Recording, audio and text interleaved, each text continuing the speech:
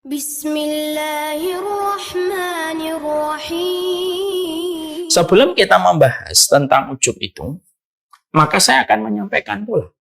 Tapi di antara pembahasan ujub ini, para ulama sekarang mengkategorikan ada satu tambahan. Para ulama hari ini mengatakan ada yang lebih parah lagi. Orang dulu biasanya kalau mereka melakukan dosa besar, mereka biasanya tidak pernah bangga. Mereka zina, mereka minum khamr, mereka tahu kalau mereka itu orang kotor. Pada zaman dulu. Ketika zaman ini sudah berubah, maka hari ini ketika kita berada pada zaman yang begitu berat yang disebut dengan zaman fitnah, salah satu konsekuensi dari zaman fitnah itu apa? Yaitu munculnya orang ujub, ketika ujubnya itu dengan dosa. Yang dulunya orang dulu, separah-parahnya orang dulu kalau mereka melakukan dosa, mereka tidak pernah bangga dengan dosa mereka. Orang dulu. Ya, orang dulu. Pada zaman-zaman dulu, nggak ada orang yang bangga dengan maksiatnya.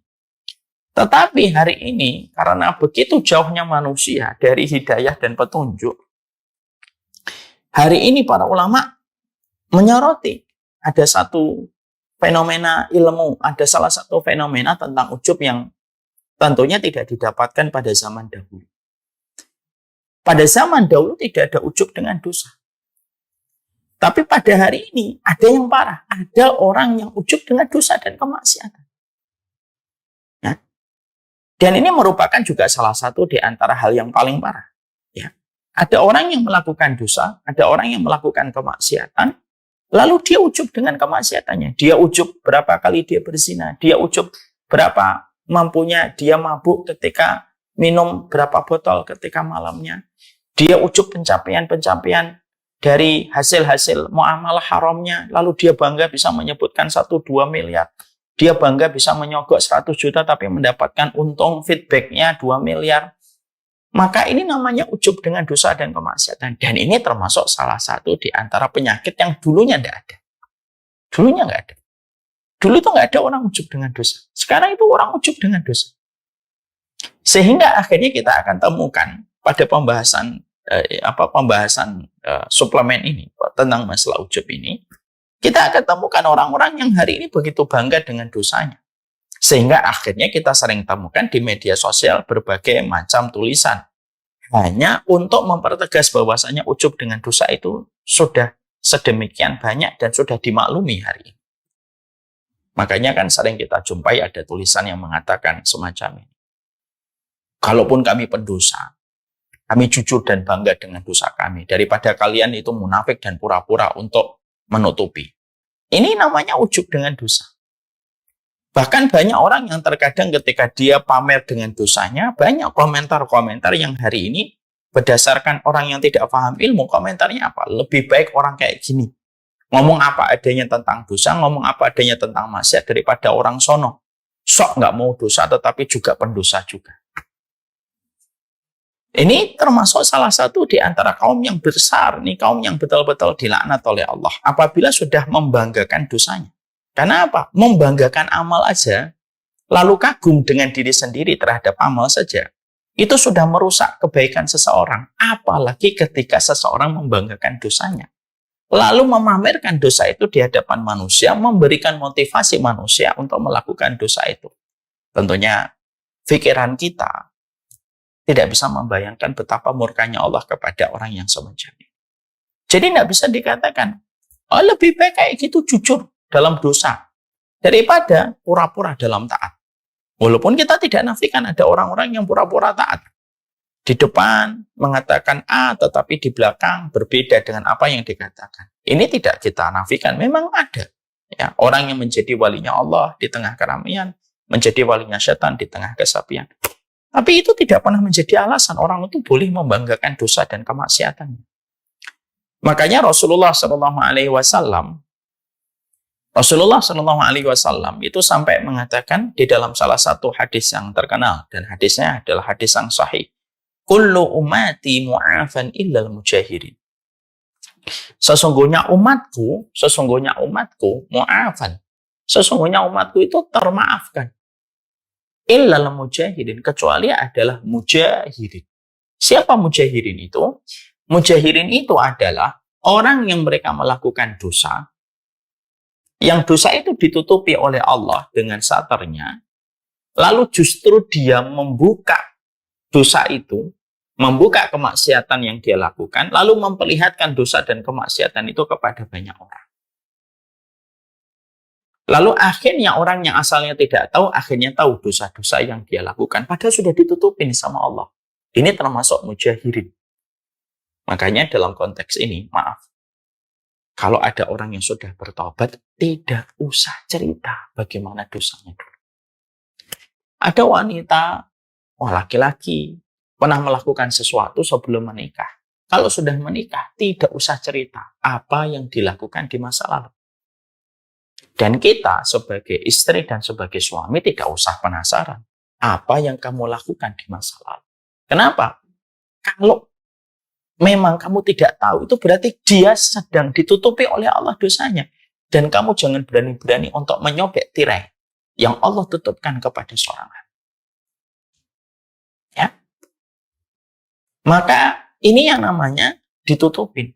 Maka orang kalau sudah melakukan dosa, lalu dia bertobat, sudah tidak perlu menceritakan apa yang pernah terjadi pada kehidupan di masa lalu.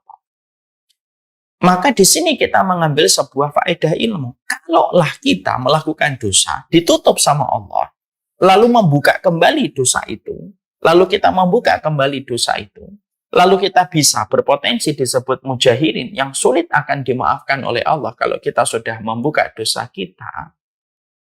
Apalagi orang yang bangga dengan dosa, lalu ujub kepada dirinya terhadap dosa dan kemaksiatan yang telah dilakukan. Itu betul-betul mengerikan bagaimana dia dipandang. Ya, saya dulu berzina itu 3.000 orang saya. Perempuan saya zinai 3.000 orang. Ya udah, saya berzina sama 30 orang. Misal. Saya minum khamar itu semalam itu 10 botol. 10 botol itu seakan-akan tidak cukup. Ya. Maka hal semacam itu termasuk salah satu ujub terhadap dosa. Dan itu besar sekali. Di mana penyakit ujub terhadap dosa itu sebuah perkara yang sejatinya dulu tidak dikenal oleh para ulama. Dan hari ini karena begitu parahnya fitrah, manusia sudah rusak. Akhirnya orang pun menjadi ujub. Akhirnya orang pun menjadi ujub terhadap dosa dan kemaksiatan. Maka ini tolong. Kalaupun kita pendosa, jangan pernah ridho terhadap dosa kita. Kalaupun kita adalah pendosa, jangan pernah kita membuka dosa apapun yang telah ditutup oleh Allah. Dan kalaupun kita pendosa, kita semua pendosa, jangan pernah membanggakan dosa kita kepada siapa. Mengatakan, saya dulu nih player. Berapa banyak perempuan yang saya permainkan. Sampai akhirnya saya tobat nih ketemu sama istri saya hari ini. Tidak usah disebutkan. Ujub terhadap ketaatan saja, itu sudah merupakan dosa besar. Apalagi ujub terhadap dosa dan kemaksiatan. Yang sejatinya, ketika dibanggakan, kemurkaan Allah itu begitu besar. Allah saja membenci orang yang mengumbar ketaatan, apalagi mengumbar dosa dan kemaksiatan. Apalagi kalau sampai semangat yang ngomong, ya nggak apa-apa, saya pelaku ujub, saya nggak pelaku dosa, gitu. Nggak apa-apa di neraka saya. Sudah mengumbar dosa, membanggakan kemaksiatan, sudah gitu ditambahi lagi dengan yang lebih parah, menantang neraka. Udahlah, jangan nantang neraka. Minum kopi aja masih ditiup kok. Nantang neraka. Ya, kena rokok aja jerit, kepanasan kok menantang neraka. Kita pendosa. Tapi kita tahu, pendosa itu ada boundaries yang harus diperhatikan. Salah satunya jangan pernah mempermainkan adabnya Allah. Walaupun kita masih sering kalah dengan kebutuhan, ataupun dengan syahwat, ataupun dengan tipuan syaitan. Tapi jangan pernah menantang Allah. Dan jangan pernah membanggakan tentang dosa-dosa kita. Itulah penyakit ujub yang tidak dikenal para ulama terdahulu. Para ulama lalu menerangkan sekarang ujub. Sekarang karena ujub itu adalah ijabul mar'i li nafsihi, yaitu adalah salah satu perkara yang merusak itu adalah bagaimana seseorang itu ujub kepada dirinya sendiri. Bahkan apa yang dikatakan oleh Imam Al-Ghazali rahimahullahu ta'ala, beliau mengatakan salah satu perusak hati yang paling cepat itu adalah ketika manusia sudah ujub kepada dirinya sendiri. Dan para ulama luar biasa, mereka sangat berhati-hati terhadap ujub kepada apa yang telah mereka lakukan ataupun apa yang telah mereka kerjakan. Karena mereka tahu bahwasanya ujub itu ibaratnya adalah hujan yang deras yang turun di satu tempat, di mana tempat itu ada batu, yang di atasnya ada pasir. Pasir itu amalan kita.